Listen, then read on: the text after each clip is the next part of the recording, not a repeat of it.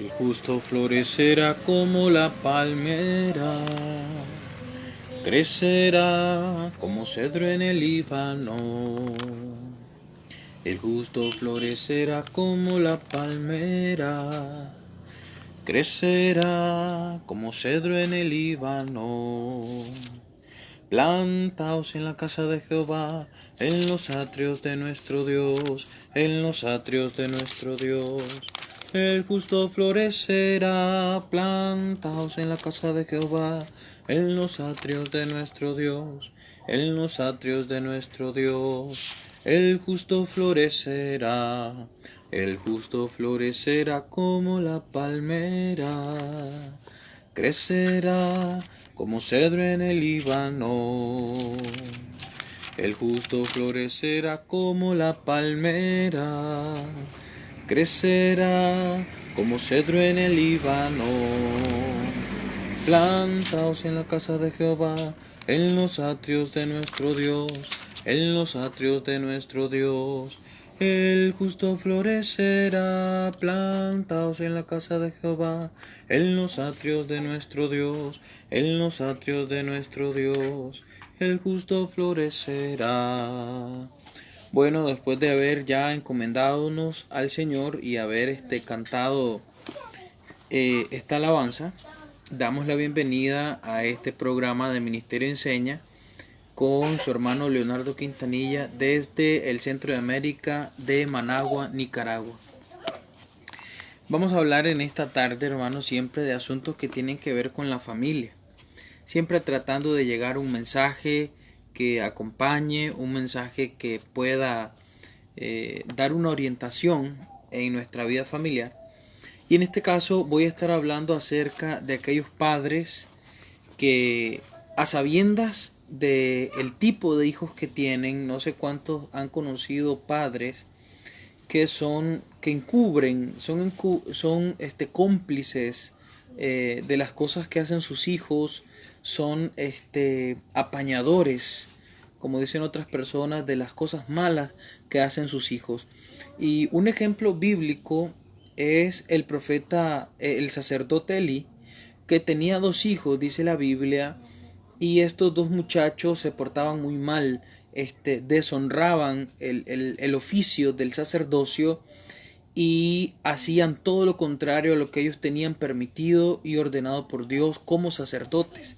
Pero Elí a todo esto callaba, Elí a todo esto guardaba silencio y se hacía el de la vista gorda. Tanto así que Dios le tomó por pecado ese descuido que él tuvo para con sus hijos y murió de una forma inútil, ¿verdad? Estaba sentado en una silla y Elí se desnucó cuando cayó de una silla en la que estaba sentado. Entonces, así como murió Elí, de una forma inútil, es como terminan muchos padres cuando se dedican a apañar, a encubrir, a tapar los pecados de sus hijos. Pero no solo padres, algunas veces hay familiares que tapan actitudes incorrectas de parte de sus miembros de la familia. Es cierto que nosotros como familia tenemos que cuidarnos las espaldas, como familia tenemos la obligación de velar el uno por el otro, pero esto no quiere decir que nosotros vamos a ser cómplices o estar apañando actitudes incorrectas.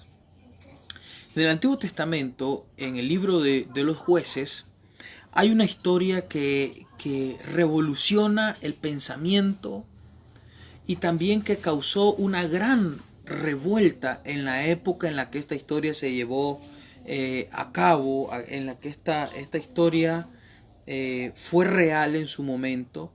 Y si ustedes están ahí conmigo, por favor, y los que no tienen Biblia en mano, traten de escuchar con atención esta historia que vamos a leer del libro de los jueces y vamos a sacar lecciones de valor permanente para nuestra familia.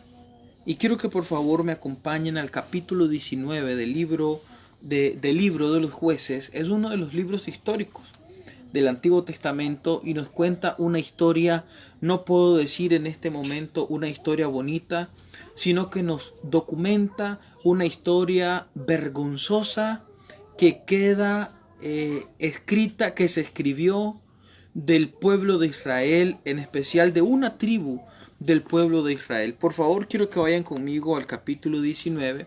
La lectura es extensa, pero es necesario leerla para poder entender el contexto y sacar las lecciones de esta historia. Por favor, acompáñenme a leer o sigan conmigo esta lectura. Dice así: en aquellos días, cuando no había rey en Israel, hubo un levita que moraba como forastero en la parte más remota del monte de Efraín, el cual había tomado para sí mujer concubina de Belén de Judá. Y su concubina le fue infiel. Y se fue de él a casa de su padre a Belén de Judá, y estuvo allá durante 4 meses. 4 meses. Y se levantó su marido, o sea el levita, y la siguió para hablarle amorosamente y hacerla volver, y llevaba consigo un criado y un par de asnos, y ella le hizo entrar en la casa de su padre. O sea, la mujer se le va de la casa, le fue infiel, fue a parar a la casa de sus padres, y dice aquí que el levita se levantó para hablarle amorosamente. Esa es la típica historia de cuando discuten algunas parejas. Ella se va para la casa de sus padres, él va a hablarle amorosamente, regresan a vivir nuevamente juntos y otra vez sale embarazada. Hay muchas parejas que tienen un embarazo por cada reconciliación, ¿verdad? No sé cuántos de ustedes conocen jóvenes, niños o niñas que deberían de llamarse reconciliación, ¿verdad? Porque salieron después de una reconciliación. Pero bueno, ese no es el tema en esta tarde. Sigamos la lectura. Dice: y viéndole el padre de la joven, salió a recibirle gozoso, y le detuvo su suegro, el padre de la joven, y quedó en su casa 3 días, comiendo, bebiendo y alojándose allí. O sea, el suegro de Levita lo recibió muy bien, lo recibió alegre. Al 4.º día, cuando se levantó de mañana, se levantó también el levita para irse, y el padre de la joven dijo a su yerno: conforta tu corazón con un bocado de pan, y después os iréis. Y se sentaron ellos dos juntos, y comieron y bebieron, y el padre de la joven dijo al varón: yo te ruego que quieras pasar aquí la noche, y se alegrará tu corazón. Y se levantó el varón para irse, pero insistió su suegro, y volvió a pasar allí la noche. O sea, 4.º día pasando en la casa de su suegro. Ok, versículo 8. Al 5.º día, levantándose de mañana para irse, le dijo el padre de la joven: conforta ahora tu corazón y aguarda hasta que decline el día. Y comieron ambos juntos. Luego se levantó el varón para irse, él y su concubina y su criado. Entonces su suegro, el padre de la joven, le dijo: he aquí, ya el día declina para anochecer. Te ruego que pases aquí la noche. Otra vez, 5.º día, queriéndolo convencer que se quede con él. He aquí que el día se acaba, duerme aquí para que se alegre tu corazón, y mañana os levantaréis temprano a vuestro camino, y te irás a tu casa. Mas el hombre no quiso pasar allí la noche, sino que se levantó y se fue, y llegó hasta el frente de Jebús, que es Jerusalén, con su par de asnos ensillados y su concubina. Y estando ya junto a Jebús, el día declinaba mucho, y dijo el criado a su señor: ven ahora y vamos a esta ciudad de los jebuseos, para que pasemos en ella la noche. Y su señor le respondió: no iremos a ninguna ciudad de extranjeros, que no sea de los hijos de Israel, sino que pasaremos hasta Gabaa. Y dijo a su criado: ven, sigamos hasta uno de esos lugares para pasar la noche en Gabaa o en Ramá. Pasando pues, caminaron, y se les puso el sol junto a Gabaa, que era de la tribu de Benjamín. Estamos en el versículo 14, hermanos. Si ustedes están entendiendo la historia, qué bien, si no, se las voy a contar hasta aquí. Resulta que a un levita se le fue su esposa, le fue infiel, fue a parar a la casa de sus padres. El suegro lo recibió contento, pasó 4 días bebiendo y comiendo en la casa de su suegro. El suegro del levita, del sacerdote levita, quería que él se quedara un 5.º día, pero el hombre ya no quiso esperar más.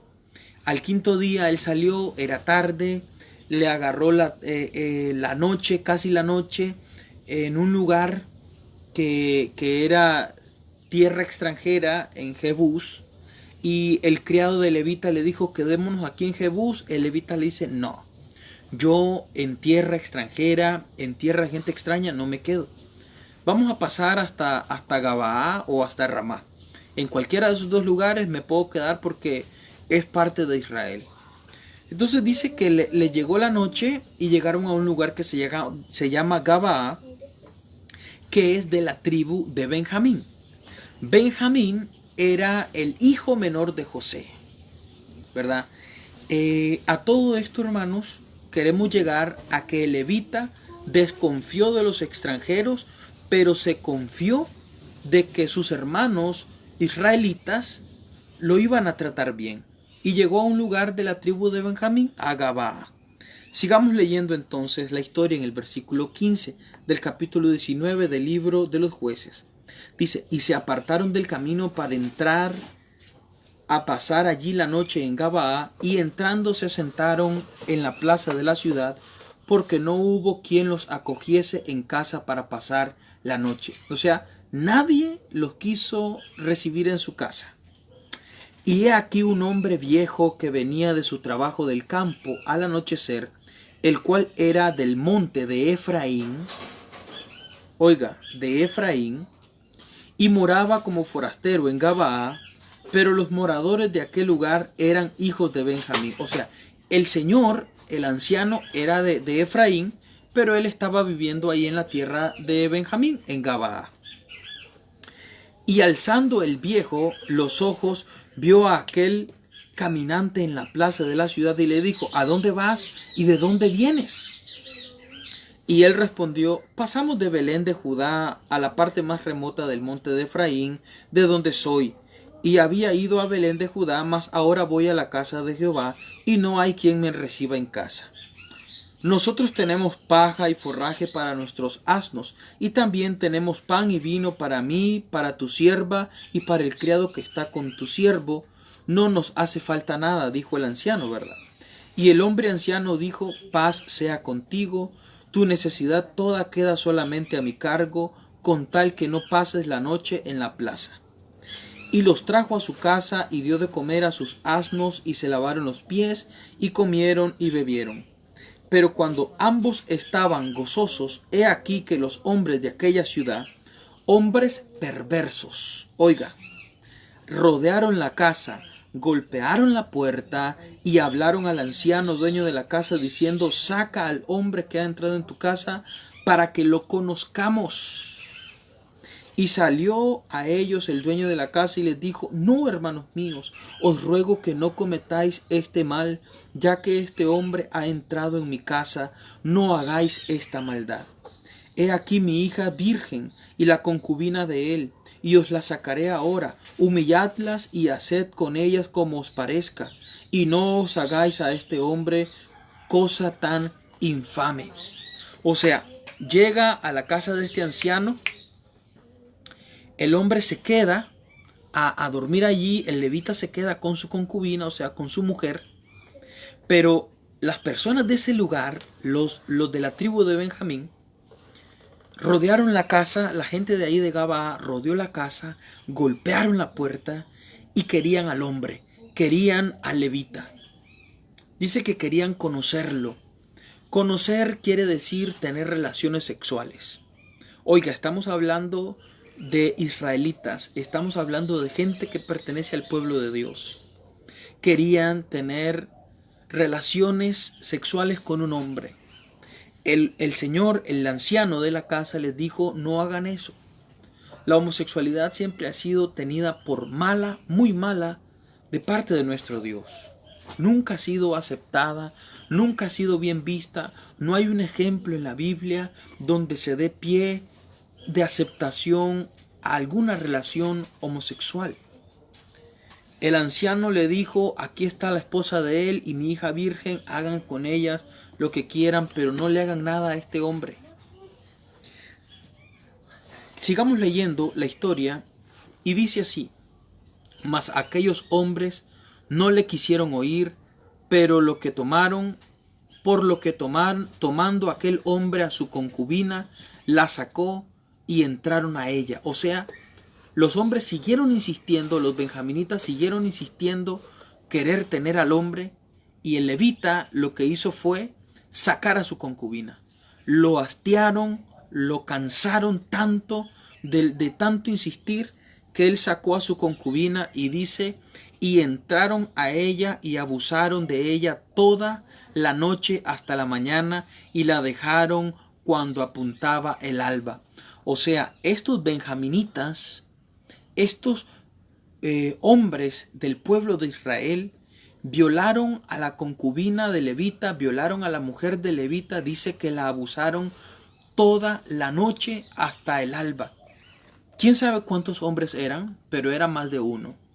Y dice que todos abusaron de ella, o sea, la maltrataron sexualmente hablando. Y cuando ya amanecía, vino la mujer y cayó delante de la puerta de la casa de aquel hombre donde su señor estaba, hasta que fue de día. Y se levantó por la mañana su señor y abrió las puertas de la casa y salió para seguir su camino, y he aquí la mujer, su concubina, estaba tendida delante de la puerta de la casa con las manos sobre el umbral. Estaba molida, estaba maltratada, estaba violada, abusada por todos los benjaminitas. Él le dijo: levántate y vámonos, pero ella no respondió. Entonces él la levantó el varón, y echándola sobre su asno se levantó y se fue a su lugar. Y llegando a su casa tomó un cuchillo. Oiga, el levita se enojó tanto por lo que los benjaminitas, sus hermanos israelitas, habían hecho. Se enojó tanto que cuando llegó a su casa dice que tomó un cuchillo, versículo 29, tomó un cuchillo y echó mano sobre su concubina y la partió por sus huesos en 12 partes. O sea, la mujer estaba muerta. La mataron de tanto violarla. Dice que el levita la partió en 12 partes y la envió por todo el territorio de Israel. Y todo el que veía aquello decía: jamás se ha hecho ni visto tal cosa, desde el tiempo en que los hijos de Israel subieron de la tierra de Egipto hasta hoy. Considerad esto, tomad consejo y hablad. Hermanos, para los que están siguiendo la historia desde el principio, esta historia nos está contando un acto vergonzoso que cometieron unos israelitas contra una mujer de un levita. La violaron, la abusaron tanto que la mataron. Murió de tanto ser abusada. El hombre, o sea, el levita, se enojó a tal punto que la cortó en 12 pedazos y envió un pedazo a cada tribu de Israel. Seguro a alguna tribu le llegó la cabeza, a otra tribu le llegó un brazo, a otra le llegó una pierna, a otra le llegó el otro brazo, a otra le llegó el pie, etcétera, etcétera. A cada tribu le llegó un pedazo de cuerpo humano. Esta forma en el que el levita reaccionó responde a una falta de control del impulso. Obviamente, él se sintió ofendido porque aquellos hombres querían tener sexo con él. Pero además su enojo subió tanto que a los benjaminitas les fue poco ver a la mujer, tal vez, no sé, hacerse de ella una vez que la violaron, dice, toda la noche hasta el amanecer.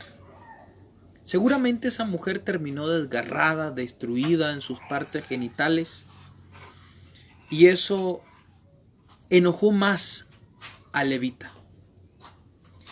Después de esto, lo que sigue es que las tribus de Israel, dice en el capítulo 20, no lo vamos a leer todo porque es extenso, dice en el capítulo 20 que las tribus de Israel se reunieron para ver cómo iban a resolver esto.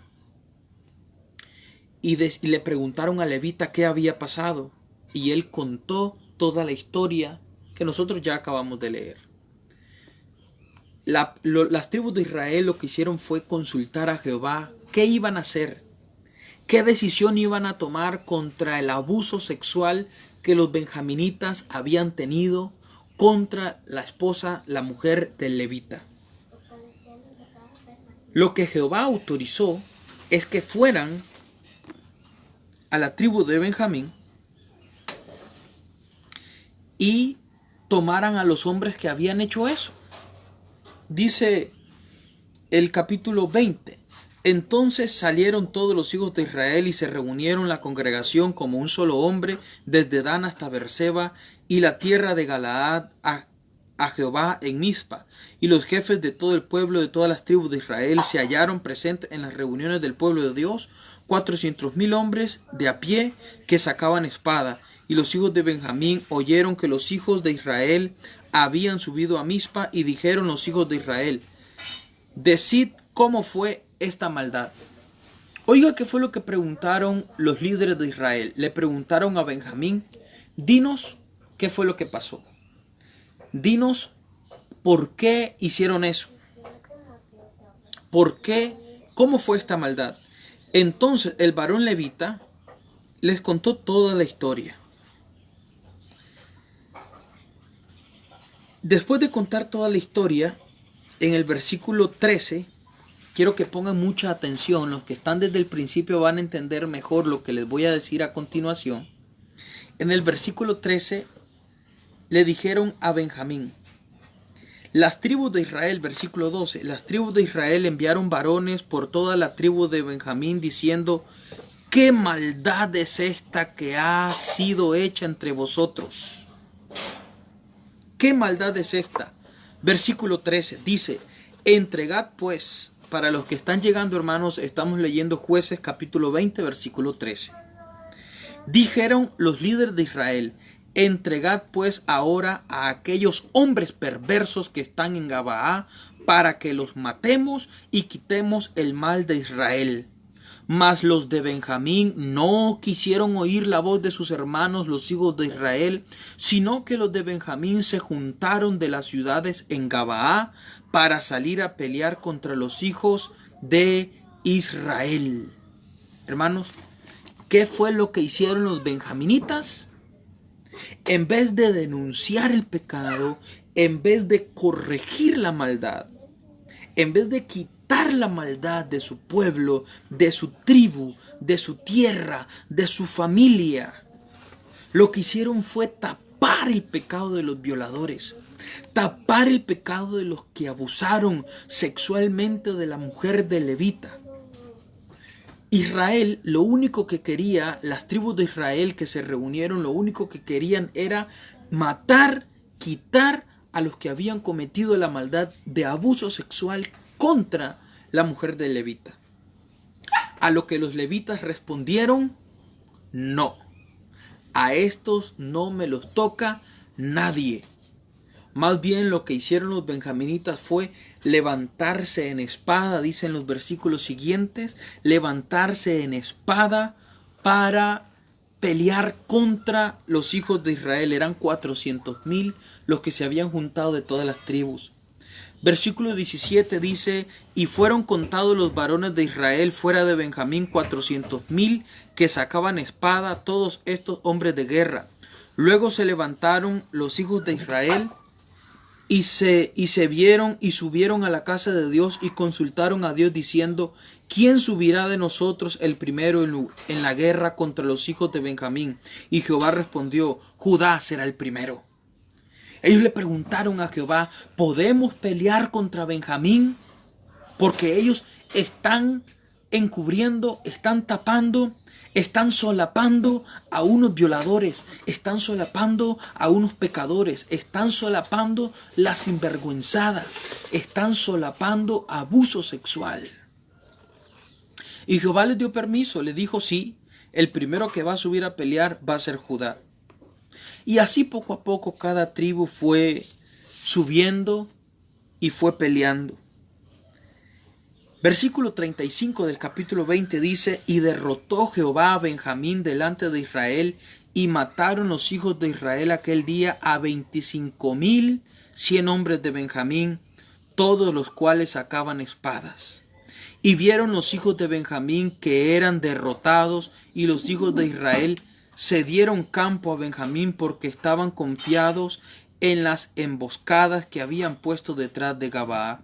Y los hombres de las emboscadas acometieron prontamente a Gabaa y avanzaron e hirieron a filo de espada a toda la ciudad. Y era la señal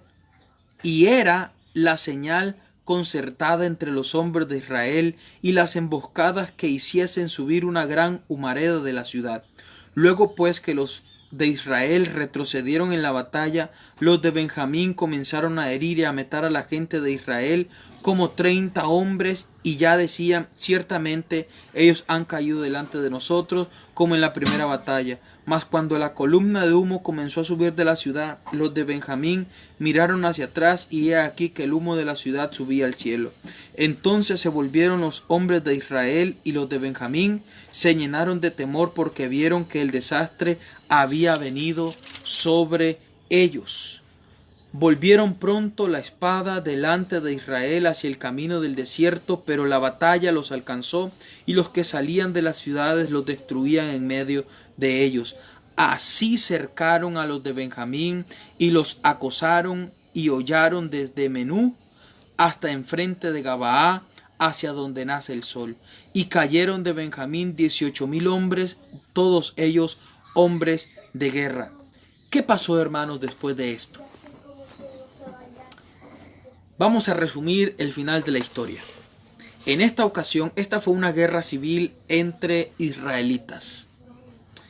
De esta guerra civil, lo que resultó fue que casi exterminan a la tribu de Benjamín. Al final la historia dice que las tribus de Israel se pusieron a pensar que estaban a punto de exterminar a sus hermanos benjaminitas.